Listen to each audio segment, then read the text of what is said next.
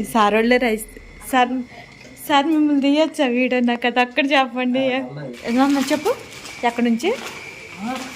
కృష్ణలంక నుంచా?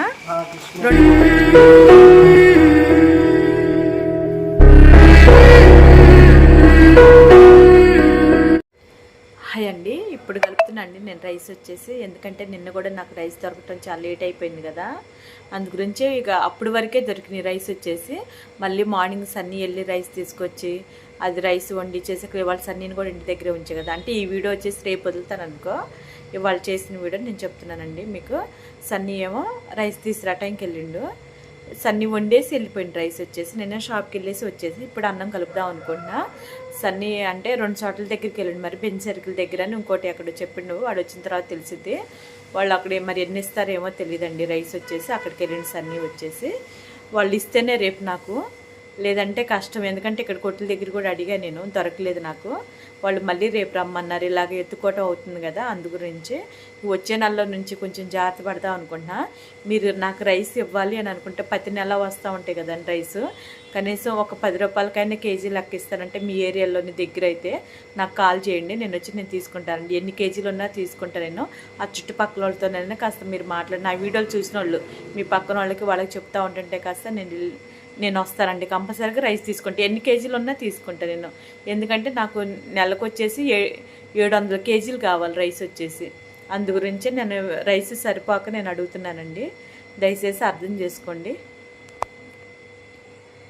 ఇదిగోండి చికెన్ ఇలా పెట్టేసాను నేను.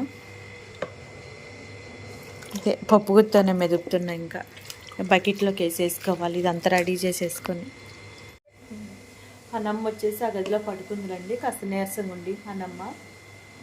నేను ఇప్పుడేనండి నేను రైస్ కలుపుతున్నా కదా, రైస్ కలుపుతా నేను చెప్పాను నేను వీడియోలో కూడా వచ్చేసి, నాకు ఇలాగ రైస్ దొరకట్లేదు కదా, ఇలా తీసుకుంటా నేను అని చెప్తున్నా. రేపు మళ్ళీ సన్నీ తీసుకొస్తేనే ఆ రైస్ అని చెప్పేసి నేను అనుకున్నా. సన్నీ నిజవాడ పంపించే కదా, ఈ లోపలనే కొండపల్లి నుంచి చెల్లోళ్ళు వచ్చారండి రైస్ ఇవ్వటానికి. తను ఇంతకుముందు కూడా నాకు 10 కేజీల దాకా రైస్ ఇచ్చిందండి. అప్పుడైతే వీడియో కూడా చేయలేదు నేను. ఇప్పుడు అడిగితే ఈ వీడియో చేయరా, ఏమవ్వదు లెక్క అనేసి అన్న. తను పాపని తీసుకొని వచ్చింది, పాపకు కూడా చాలా ఇష్టం అంట పప్పీస్ అంటే. పాపంగా సారు వాళ్ళందరూ వచ్చారు, అంటే వాళ్ళ తమ్ముడు వాళ్ళందరూ వచ్చారు, ఒక 4 వచ్చారు. కానీ కష్టం అనుకోకుండా రైస్ కూడా కింద నుంచి మళ్ళీ పై వరకు తీసుకొచ్చేసి నాకు డబ్బాలో కూడా పోసారు. అమ్మ లేదులే మేము పోస్తామని చెప్పి. చాలా చాలా థ్యాంక్స్ రా మీరు మటుకి.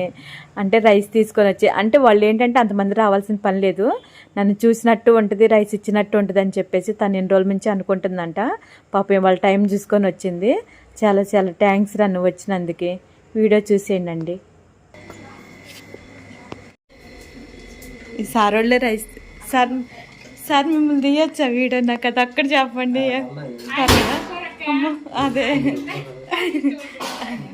ఇంకా చెల్లెళ్ళు ఆయన సార్ వచ్చేసి, అరే తన తమ్ముడు ఓకే.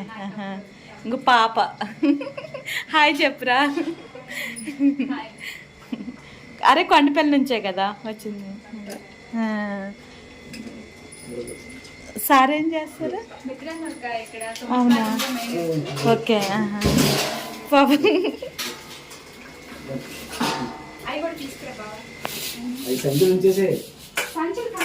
మొత్తం అయితే అయిపోయిందండి. ఇంకో చెల్లెళ్ళు వచ్చి ఇచ్చారు కదా రైస్, కొండపల్లి కూడా తీసుకొని వచ్చింది సన్నీ. ఏమన్నా చెప్పు ఎక్కడి నుంచి? కృష్ణలంక నుంచా? 2 మూటలు ఒక్కళ్ళేగా ఇచ్చింది? ఇద్దరు ఇచ్చారు. ఓకే, వేరే వేరే కానీ కొంచెం దూరం అంటండి. పేర్లు కూడా తెలీదు. ఆ మేడం వాళ్ళు కూడా చాలా థ్యాంక్స్ అండి. బియ్యంలో పని చాలా ఇబ్బంది పడ్డాను నేను. సన్నీ పైకి తీసుకుని